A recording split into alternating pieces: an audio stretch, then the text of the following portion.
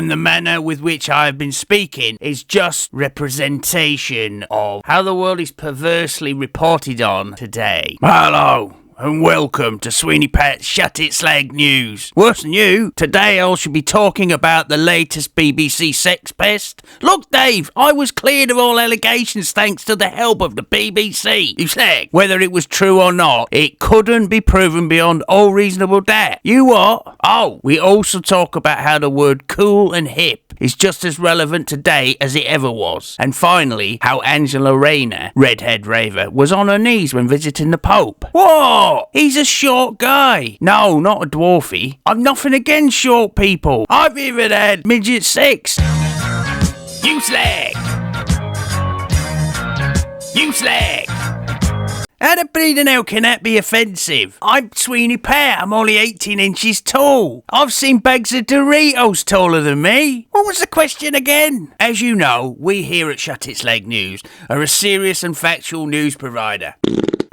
Never mind. I shall get all economical with you to start with, as I am a bit of an entrepreneur myself. I say that. I knit ladies' underwear off washing lines and sell them on eBay until they all bought tumble dryers. You don't slap tax hikes on businesses during a time of already heavy private sector anti-growth. I thought Starmer would have known this. What with his daddy being a tool maker. I bet you didn't know that. Though, most people will be aware, unlike Kia, that UK business owners often compromise to stay in an ever more expensive country such as Blythe and to stretch employment taxes even further. Bills, bills, bills. And I'm not talking about duck hunting here. Any business owner who can afford to leave this country will probably leave. And if you don't watch out, they'll all be off-ski to Kaplinski in an in-ski just to avoid the fallout. But enough of my talk on experienced millionaire moguls, cause, as you all know, Sweeney Pat is very inclusive on this channel. You look at my music collection. Mercury, Sylvester, Little Richard, Marvin Gaye, they're all bummers, most of them. Though today we would like to involve the young people out there. The younger the better. Many of us out there really love young people in particular, as long as you don't talk or contribute in any way. And in order to do this, I will be talking a bit about history. Remember that? Maybe not. Including trendy, happening words that we used back in the day. Do you remember a great time between the two world wars? No? Well, you might be a young person then. In the 20s and 30s, when jazz was king and a queen was illegal. I mean, did the dishes. Oh no, misogynistic. Though, in fact, a fact. Or was an important chess piece. No, not a handy thing to say. Cool was the cool word to say, man. Yeah, jazz was cool, air conditioning was cool, and today all the old people are still cool, or stiff, through Rachel Reeves' ludicrous policy to ditch the ongoing policy of not giving 18% of this United Kingdom the winter fuel allowance. But stay cool, y'all. Scotland intends to fight back with the flick of a pen, nothing to do with sheep, by defying the British government and bring back the winter fuel allowance. All the crinklies can move up there, Dave. You what? They're bringing it back in the winter of 2025. Uncool, man. In fact, worse than that, it's anti-cool, though it isn't. Then again, in the 60s, everything was hip. The hippie shape. Though, all the people who used to say that now needs a new hip.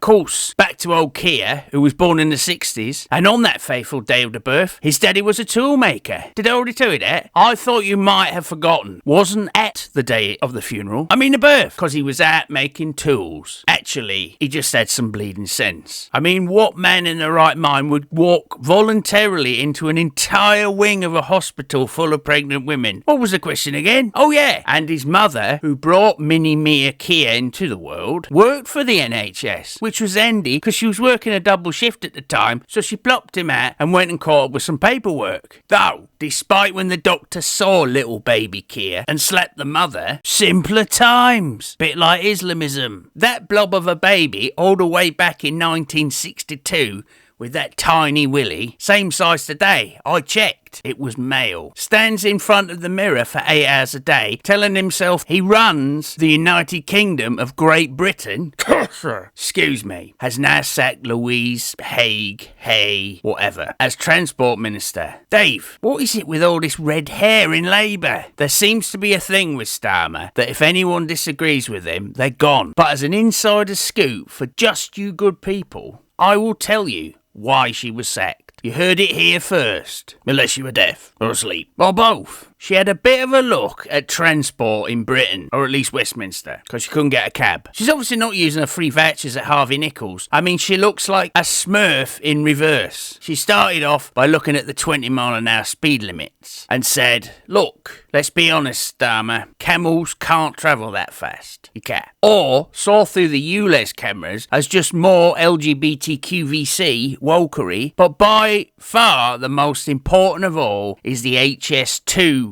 project. I don't know what happened to the first one. Look into that, Dave. Why Louise Hay was sacked by Starmer, allegedly, was because she discovered that the £100 billion black hole, the HS2, which has no track, nor no train, for that matter, it is in fact the world's biggest gas chamber. In similar news, Angela Raver went to see the Pope, no doubt to repent her sins. Having said that, she was on her knees for most of the afternoon. What? He's only a little fella. I've already said that. And the final news, for 3 days, they haven't shut up about the crescent head-shaped clan who is a cross between Starmer and the top end-dog. And you have to ask the question, is there much difference between being infamous and famous? Because he certainly ain't the latter. As a so-called outlet of serious journalism touts out this blatant photo of Uncle Fester's evil twin brother. Outrageous. I'm off to sit in the back of my expensive paid limo now with a 13-year-old of my choosing. From the rural lands of Cambodia. What? I'm just babysitting one of Angelina's kids. I have been Sweeney Pat, and the manner with which I have been speaking in this latest Shut It Slag news is just a mere ironic representation of how the world is perversely reported on